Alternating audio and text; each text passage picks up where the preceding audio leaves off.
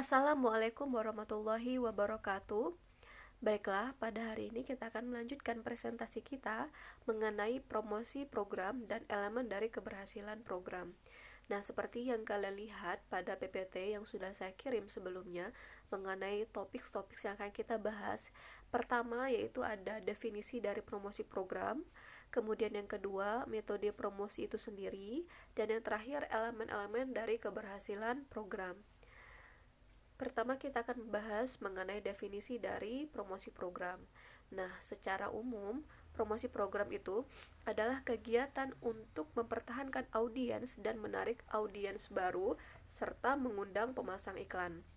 Kemudian, pengertian promosi menurut Michael Ray, dia menjelaskan bahwa promosi itu sebagai the coordination of all seller initiated efforts to set up channels of information and persuasion to sell goods and service or promote an idea. Jadi di sini maksud dari Michael Ray, di sini dia menunjukkan bahwa promosi itu adalah sebuah koordinasi dari para penjual untuk mencari media mana yang cocok yang digunakan dalam mempromosikan program atau produknya. Lalu, metode-metode atau elemen-elemen apa saja yang digunakan dalam bauran promosi? Di sini ada 6 elemen. Yang pertama ada iklan, yang kedua ada direct marketing, yang ketiga interaktif atau menggunakan internet, yang keempat promosi penjualan, yang kelima publikasi atau humas, dan yang terakhir ada personal selling. Nah, rencana promosi media penyiaran itu disusun dengan melibatkan bagian lain pada media penyiaran. Itu ada manajer promosi, kemudian ada manajer pemasaran, manajer program, dan bahkan juga manajer pemberitaan. Lalu menurut Pringle Star McAfee pada tahun 1991, dia mengatakan bahwa dalam melaksanakan rencana yang telah disusun, bagian promosi itu harus memperhatikan atau mengambil 6 langkah. Yang pertama, menentukan susunan demografis dan karakteristik audiens yang terdapat di wilayahnya. Yang kedua, mencari tahu mengapa audiens memilih stasiun sendiri dibandingkan dengan stasiun dari pesaing.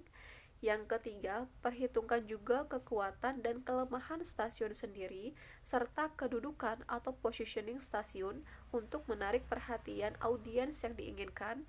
Yang keempat, susun rencana untuk mengatasi kelemahan yang ada dan bagaimana memperbaiki kelemahan tersebut. Yang kelima, melaksanakan rencana. Dan yang terakhir, lakukan evaluasi atas efektivitas rencana dan jika perlu, lakukan perbaikan. Nah, di sini saya akan lanjutkan membahas mengenai satu persatu dari metode promosi yang sudah saya sampaikan sebelumnya. Yang pertama akan saya bahas mengenai iklan. Iklan atau advertising dapat didefinisikan sebagai any paid form of non-personal communication about an organization, product, service, or idea by an identified sponsor. Nah, di sini ada kata non-personal. Maksud dari kata non-personal di sini berarti suatu iklan melibatkan media massa. Media massanya bisa berupa televisi, radio, majalah, koran, maupun media digital yang dapat mengirimkan pesan kepada sejumlah besar kelompok individu pada saat bersamaan. Kemudian kita akan bahas mengenai metode promosi yang selanjutnya, yakni public relation. Kegiatan hubungan masyarakat atau public relation adalah upaya pengelola media penyiaran untuk membentuk persepsi masyarakat atas media penyiaran. Dan dengan demikian, kegiatan PR ditujukan kepada segala aktivitas yang ditujukan untuk membentuk persepsi yang dikehendaki. Dan public relation di sini juga adalah kegiatan mempromosikan media penyiaran secara langsung kepada masyarakat atau juga sering disebut dengan off-air promotion. Dan contohnya bisa kita lihat ada pada saat jumpa pers, kemudian dengan mendatangkan kehadiran orang terkenal, lalu menonton program. Di sini maksudnya perusahaan mengundang para pers untuk datang ke media penyiaran, lalu disuguhkan sebuah tontonan program atau program yang baru, biasanya seperti itu, sehingga nantinya para pers akan menyampaikan atau menyebarluaskan kepada para masyarakat mengenai program tersebut. Dan yang terakhir ada pelayanan masyarakat. Lalu, metode atau promosi yang digunakan selanjutnya ada promosi penjualan. Dan di sini promosi penjualan secara umum itu dapat dibedakan menjadi dua bagian. Promosi penjualan yang berorientasi kepada audiens atau konsumen dan promosi penjualan yang berorientasi kepada perdagangan. Nah, bedanya promosi penjualan yang berorientasi kepada audiens atau konsumen ini ditujukan kepada pengguna atau pemakai akhir suatu barang atau jasa yang mencakup pemberian kupon, pemberian sampel produk, potongan harga, undian berhadiah, dan sebagainya. Sementara promosi penjualan yang berorientasi kepada perdagangan ditujukan kepada pihak-pihak yang menjadi perantara pemasaran, misalnya para pedagang pengecer, pedagang besar, dan distributor. Dan sementara bagi media penyiaran di sini adalah perusahaan iklan atau biro iklan. Misalnya dengan menyesuaikan harga dari harga jual sold iklan ataupun pemberian insentif dan sebagainya. Lalu metode berikutnya yaitu interaktif atau menggunakan internet. Nah, kehadiran internet tidak saja telah mengubah cara-cara perusahaan dalam merancang dan melaksanakan strategi bisnis dan pemasaran, namun juga mempengaruhi program komunikasi pemasaran mereka.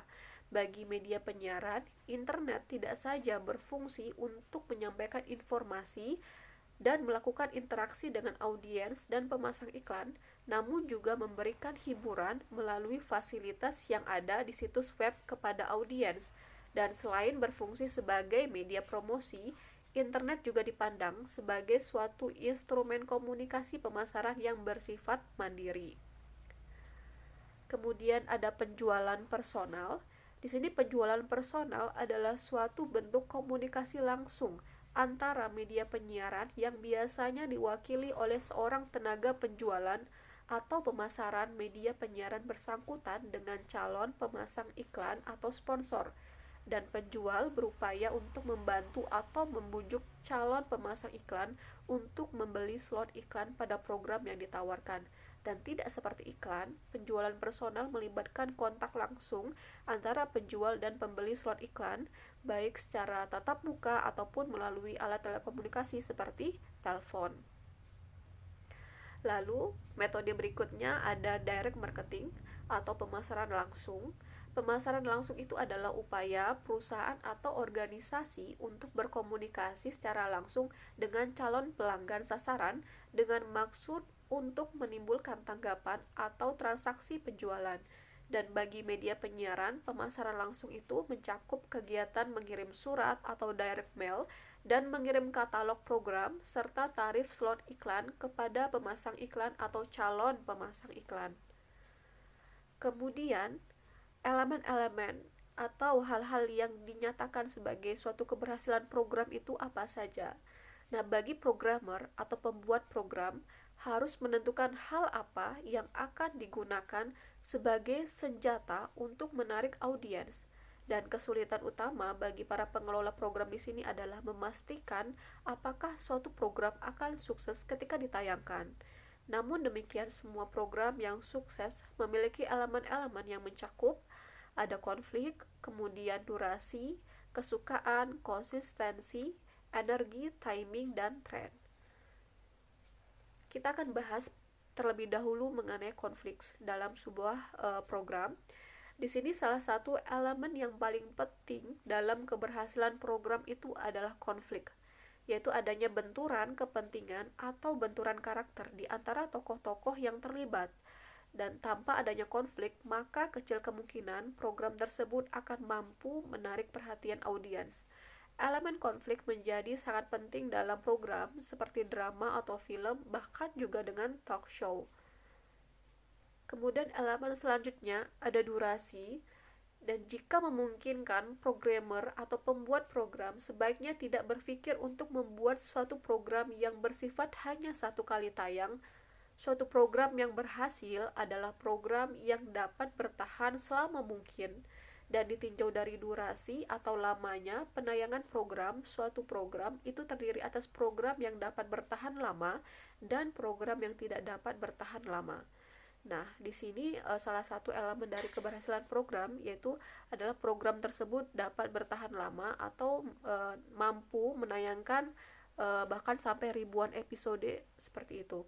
Kemudian elemen berikutnya ada kesukaan.